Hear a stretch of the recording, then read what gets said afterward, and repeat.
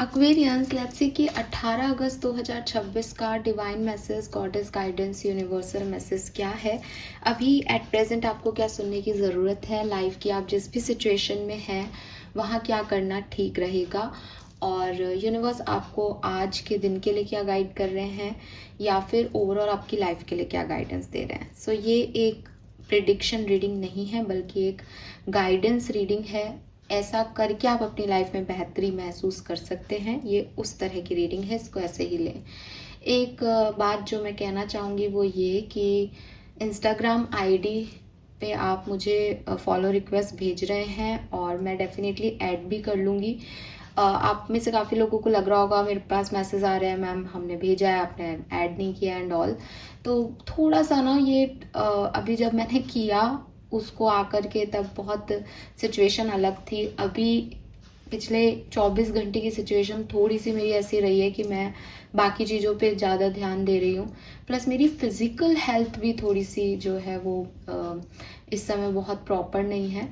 अष्टमी का दिन मेरे ख्याल से बेस्ट होगा हमारे लिए, तो मैं अष्टमी के दिन से आप लोगों को जो है उस पर ऐड करूँगी। तब तक आप सब मुझे दिख रहे हो, और डेफिनेटली मैंने पहले भी कहा कि मैं मुझे नहीं पता कि पब्लिक करूँगी या नहीं, बट पब्लिक तो अकाउंट मेरे कभी भी नहीं रहे हैं तो पहली बार ही पब्लिक करूँगी, तो मैं पब्लिक भी कर दूँगी अकाउंट को, और हम शुरुआत भी करेंगे गीता डेक से जो मैंने आपको कहा है। लेकिन आप अष्टमी तक रुकें थोड़ा सा, अभी मुझे नहीं लगता कि it's right time. Okay, so let's start the reading.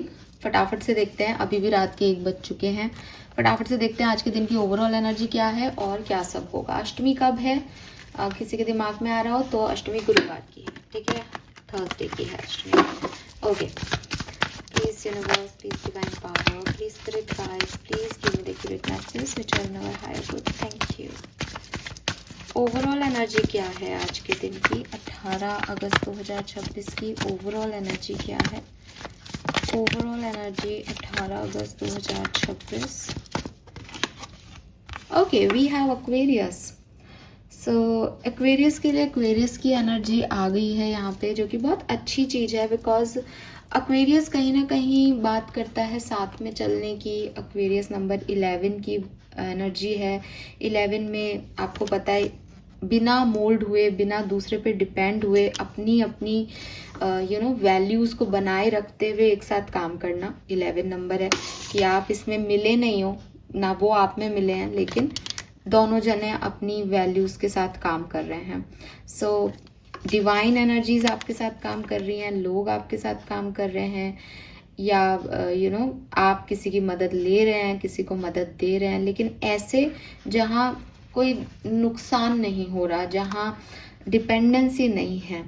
तो एक्वेरियस की जो होती है एक खास बात होती है कि वो अपनी फिलॉसफी पे काम करते हैं। एक्वेरियस को लगता है मैं ही सही हूँ, मैं दुनिया को ऐसे देखता हूँ, उनका अपना एक लेंस होता है। तो मुझे ऐसा लगता है कि आप भी इस पर्टिकुलर टाइम पे अपने लेंस से दुनिया को देखोगे। जहाँ आपको लगता है कि सोसाइटी नीड्स भी, आप वहाँ पे उसको हेल्प करने जाओगे। जहाँ आपको लगता है नहीं नहीं, ये तो चाहते हैं कि मैं अपनी सोच बदलूं इनके लिए, सॉरी मुझसे नहीं होगा, तो अपनी फ्री सेल्फ में रह करके आज आप काम मुझे यहाँ करते हुए दिख रहे हो, ठीक है।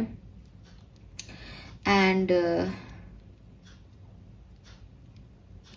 आप में से काफ़ी लोग शायद ऐसी सिचुएशन में भी जा सकते हैं, क्योंकि ये आपकी ओवरऑल एनर्जी में आ रहा है, तो कि क्या मैं ये सही सोच रहा हूँ, क्या मुझे ऐसे करना चाहिए, ठीक है। तो अपनी सोच, अपनी स्वतंत्रता, अपनी फिलॉसफीज पे क्वेश्चन भी आ सकता है आप में से काफ़ी लोगों को, ठीक है। हो सकता है दूसरे लोग आपको ऐसा क्रिएशन दें, या दूसरे लोग आपको ऐसी कोई बात कहें कि अरे यार तुमने ऐसा किया था ना, तो इसलिए हमने ऐसा किया, तो फिर आपको लगेगा कि अच्छा, क्या सच में मेरे को ऐसा नहीं करना चाहिए था। तो वो चीज़ यहाँ पे है। लेकिन नई फ्रेंडशिप्स, नए प्रपोजल्स, नए कनेक्शंस के वाइब्स भी हैं, जो कि रोमांटिक हो ज़रूरी नहीं है, ठीक है, बिकॉज उसमें कोई डिपेंडेंसी नहीं आ रही। अब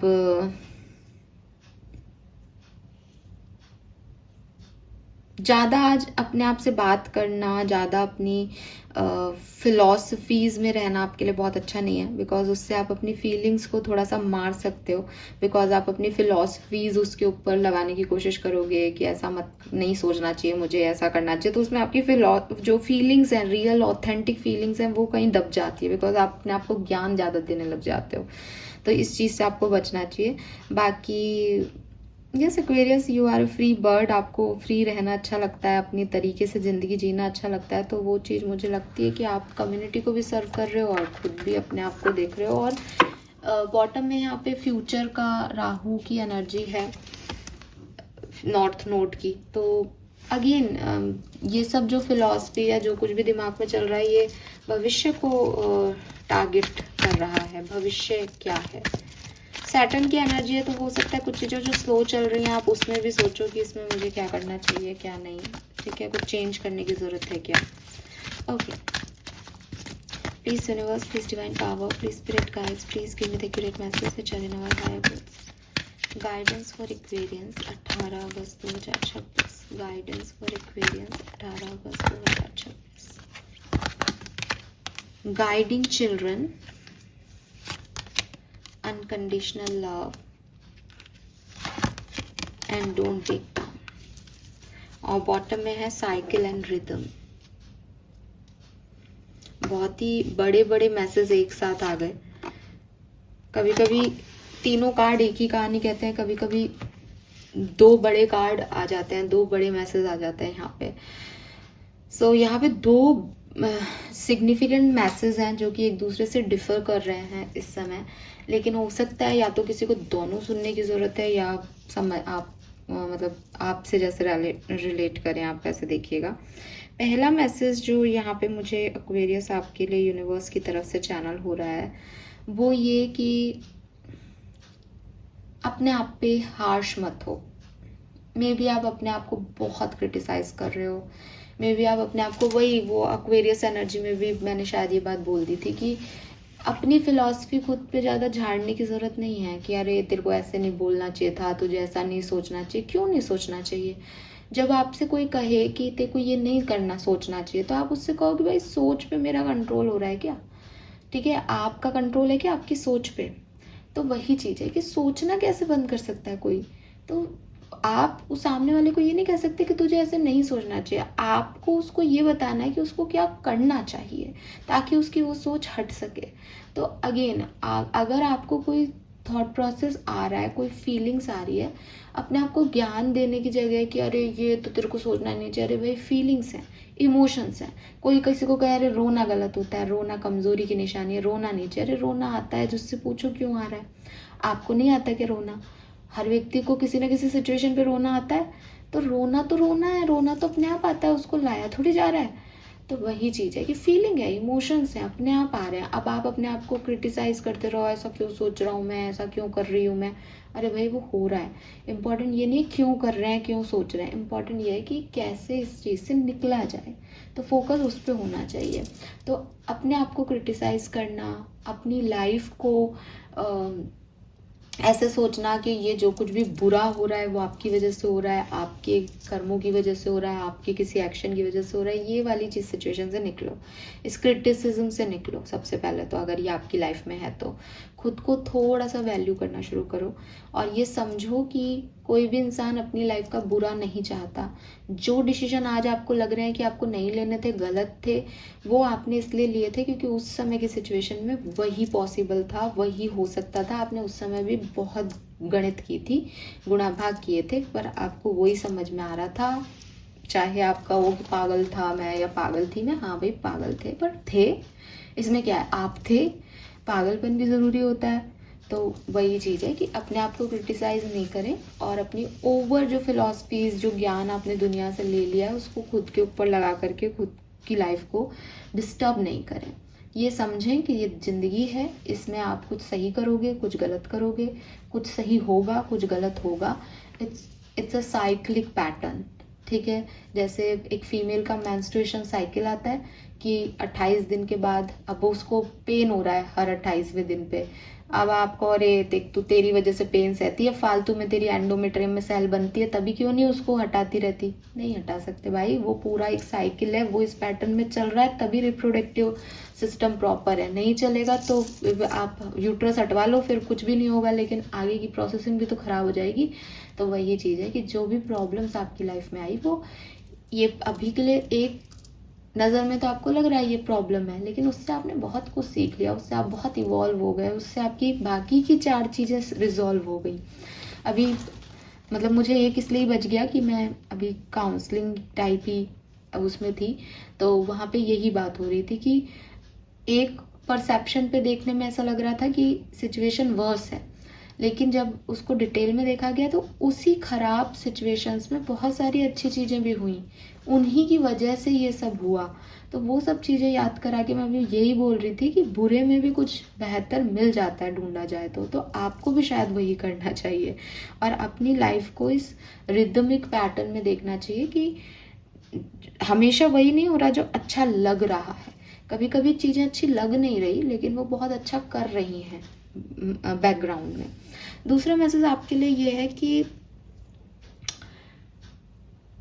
बाहरी दुनिया आपको बहुत सारे बातें कह सकती है। बाहरी दुनिया आपको आपके ऊपर डाउट दे सकती है कि अरे तुम ना ये नहीं करते, इसलिए तुमको ये चीज़ नहीं अचीव हो पा रही, कि तुम ना इस चीज़ में ख़राब हो, कि तुम ना बोलते ऐसे नहीं हो, थोड़ा मीठा बोलो तो ठीक लगे, या तुम ऐसे नहीं चलते, ऐसे चलो तो तुम्हारा फलानी जगह सिलेक्शन हो जाए मॉडलिंग में, या तुम ना थोड़ा सा पढ़ते कम हो, ज़्यादा पढ़ लेते तो फलानी चीज़। आप ये याद रखो कि जिस सोल को यहाँ पे जो करना है, फ्री सोल हो आप कुछ भी करोगे दुनिया में आके, लेकिन अंततः आपको वो लाइफ पर्पस दिया जाएगा। और ये जो आपने कुछ भी किया है, एट द एंड आपको पता चलेगा कि साहब मैंने, जैसे कई लोग होते हैं जो यूपीएससी की तैयारी करते हैं, सालों सालों देते हैं, फिर सडनली उनको एक मन में क्लिक आता है कि नहीं मुझे अब ये नहीं करना, ये करना है। फिर वो करते हैं और जब कुछ अचीव करते हैं, भाई बड़े से बड़ा इंजीनियर है, वो चाय की टपरी खोल के बैठ जाता है। एक यूपीएससी की तैयारी करने वाला व्यक्ति जो है वो किताबें लिखने लग जाता है। अब वो एक राइटर है ना जिसने अभी डिवोर्स के बाद एक बुक लिख दी, मुझे तो देखो वैसे टाइम पे याद ही नहीं आएगा नाम। कोई राइटर है जिनकी लाइफ में मैरिड लाइफ अच्छी नहीं चली, वैसे उनके रेस्टोरेंट की चेन थी, लेकिन उसके बाद उन्होंने एक बुक लिखी और बहुत हिट बुक है वो, मुझे बिल्कुल नाम याद नहीं आ रहा। तो वही चीज़ है कि लाइफ में जो प्रॉब्लम्स आई उसके बाद लाइफ पर्पस मिल गया एक। आज वो स्पिरिचुअलिटी पे इतने बड़े बड़े पॉडकास्ट कर रहा है बंदा, जितना अर्न वो कर रहा था उससे डबल ट्रिपल अर्न कर रहा है। तो जितने भी लोग जो है वो ऐसे कुछ सडन कुछ कर रहे होते हैं और यूनिवर्स ने तय कर रखा है कि साहब तुमको यहाँ नहीं बेटा, यहाँ आना है, ये है तुम्हारा लाइफ पर्पस, तो वो घुमा फिरा के वहीं लेके आएगा आपको। तो आपको ये दिमाग लगाने की ज़रूरत नहीं है कि मैं गलत बात पे हूँ कि सही बात पे हूँ, या साहब मेरे से कोई गलती हो रही है कि सही हो रहा है, या लोग मेरे को इसलिए नहीं मिल रहा। आपको जो मिलना है वो आपके सही समय पे आपको मिल जाएगा। दुनिया की क्या किसी भी एनर्जी की ताकत नहीं है जो आपसे आपके हक का छीन ले, ठीक है। आपकी ब्लेसिंग से आपको दिया जा सकता है एक्वेरियस, लेकिन ऐसा नहीं है कि आपका जो आपके लिए प्रारब्धों में लिखा है वो आपसे छीन लिया जाएगा। आपको परेशानियों से मिलेगा, ठीक है साहब मेरे पास तो बद्दुआ है, मैंने तो अच्छे कर्म इस जिंदगी में किए ही नहीं, लेकिन अगर लिखा के लेके आए हो तो वो तो मिलेगा ही, मिल के रहेगा। वो खुशी दे नहीं दे वो आपके कर्म हो सकते हैं कि साहब आप परेशान ही रहते हो लाइफ लॉन्ग, तो आपको वो खुशी नहीं दे के गए, है ना। किसी के लिए 100 रुपये भी खुशी हो जाती है, किसी को 10 लाख भी मिले तो खुश नहीं हो पा रहा है वो उससे, वो एक डिफरेंट मैटर है। लेकिन अगर आपकी किस्मत में लिखा है तो उसे आपसे कोई नहीं छीन सकता एक्वेरियस। तो ये चीज़ हमेशा ध्यान रखें, और दुनिया क्या कह रही है उसमें अपना वक्त जाया नहीं करें, अपने आप से प्यार करें, सेल्फ लव करें, ठीक है। और यहाँ पे है stand up for what you believe is right. अपने ऊपर इतना कॉन्फिडेंस रखें कि दुनिया आपको आपसे बेहतर नहीं जान सकती। मतलब अगर कोई 4 लोग कह रहे हैं तुम गलत हो, तुमने ये किया, तुमने वो किया, तो आप भी अपने बारे में डाउट करने लग जाओ तो यार ये तो कितनी बड़ी बेवकूफ़ी है कि मतलब वो 4 लोग जो आपकी ज़िंदगी जिए ही नहीं, जिन्होंने आपको सिर्फ बाहर से देखा, वो आपके बारे में इतना जानते हैं, और आपने जिसने अपनी ज़िंदगी के 20 साल, 25 साल, 35 साल जिए, आपको अपने बारे में इतना भी नहीं पता कि आपने कब क्यों क्या किया और किसकी वजह से किया और किस लिए किया उस समय। अजीब बात है। तो कहीं ना कहीं जो डाउट में हो ना, उससे निकलो, ठीक है। ये एक बड़ा मैसेज है। दूसरा मैसेज जो मुझे आप लोगों के लिए मिल रहा है वो ये, दैट आप में से काफ़ी लोगों को इस पर्टिकुलर टाइम पे एक्वेरियस हीलिंग की ज़रूरत है। आपको लगता है नहीं नहीं हम ठीक हैं, तो अंदर ही अंदर कहीं कुछ है जो शायद ठीक नहीं है।